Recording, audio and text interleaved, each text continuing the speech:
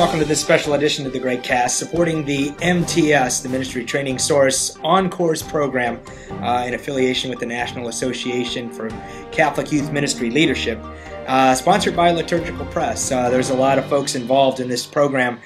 We've been spending the last several weeks talking about the reality of confirmation, and that's the subject of this last installment, or this last podcast, on the practical reality of confirmation. Now, the only way I can define the reality is what's hitting people right now. In other words, at the end of this course, the participants have been asked to kind of share new ideas and really also contemplate on the highs and the lows of their programming thus far, so that they can, accurately kind of pick through the things they want to keep and not keep, if, of course, they are in control of such things. So today we just wanted to overview some of the practical realities. Now, the key word, of course, is practical.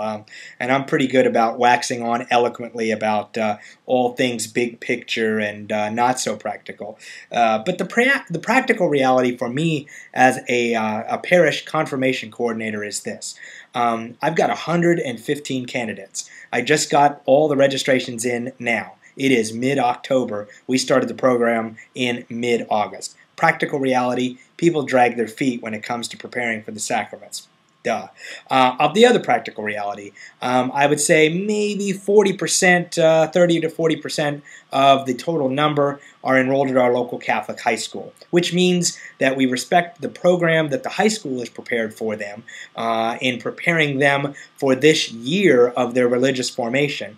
And so therefore they don't come to the Sunday school class with the public school kids, and hence there's this division, unintended and certainly not mean-spirited, but a division just by programming of who comes when. So right now we're in the midst of the public school session, trying to match up with what the Catholic school group is getting on a daily basis, and the public school group, of course, meets from week to week. We all come together in December, where we'll spend about 10, 12 weeks on what we're calling the immediate preparation period for confirmation. So with that said, that's a practical reality, is that we're juggling two very distinct and very busy groups of young people, trying to get them involved in their confirmation prep. Here's another practical reality.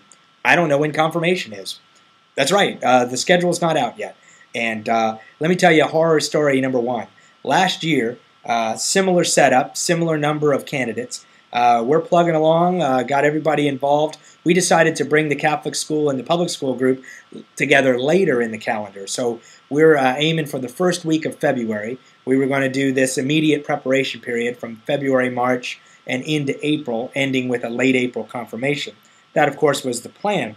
Got a call from the bishop's office on Ash Wednesday, which last year was in early February, asking if we could have our confirmation on February 28th. That's right, February 28th.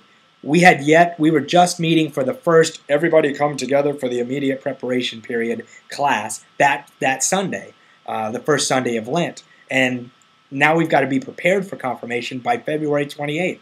And to be honest with you, we didn't really have a choice. So we definitely had an immediate preparation period for confirmation. We squeezed in a 4-hour service day. Thank goodness we had already done our retreat, and we had these 4-hour marathon classes on 4 successive Sundays, and we were ready, by golly, and it was a great confirmation.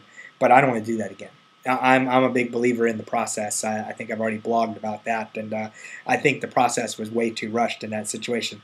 That's a practical reality. These are the things that are out of my control sometimes, and I know you can experience that. But let's look at what the discussion board was saying. I printed out some of the discussion threads since our live session on this topic in Module 3, and I think everybody got a kick out of Bridget Johnson's highs and lowlights. Let me just read this to you. This is Bridget. Thank you very much, Bridget, by the way, for sharing the real practical side of confirmation. The year confirmation and this is her highlights. The year that confirmation and prom for one of our high schools landed on the same night, and Monsignor agreed to move the Saturday evening Mass, which was at 5 o'clock, to 5 o'clock, so that the parish could have a celebration, with the agreement that the candidates would wear their prom clothes to confirmation. It's not bad. And of course they were beautiful, Bridget says, and Monsignor was very thrilled to see them. The retreat was a highlight that year. And I think all the discussions, by the way, I'll just, as an aside, during this thread of the highlights, I would say all of them said the retreat. That the retreat was a highlight. And the retreat, I think, is, and I've seen that in the other discussions, and I know that for myself, when you can really get away and really focus on it and really get people to open up their hearts, great things happen. And I know that if our programs could be built around a retreat experience, practically speaking, the reality is that it will make a huge difference in your preparation. So the retreat was good. Bridget highlights a gentleman, a young man, Will is his name, and his only goal in life was to be a Marine. And he is a good one, as she says. But when he quit clowning around, the depth of his understanding was phenomenal. We just had to be ready to listen to him. Now, notice what she's saying is that the practical reality of things is that kids don't always have the attention span for some of our catechesis or the attention span for some of our eloquent speeches like I tend to give too many of.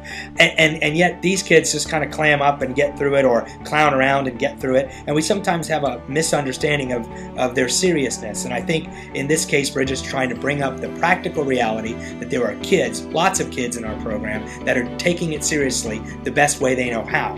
And sure enough, they end up impressing us in the end. One night, she continues, one night we asked the kids how they would explain their faith to an alien from another planet. And two boys stood up together and recited the creed. Now, isn't that interesting? That's a great highlight. When you ask a kind of a cool youth minister, youth groupy kind of question, you say, okay, two aliens from another planet come. How would you describe your faith? And two kids confidently stand up and simply recite the creed. That's pretty much it, isn't it?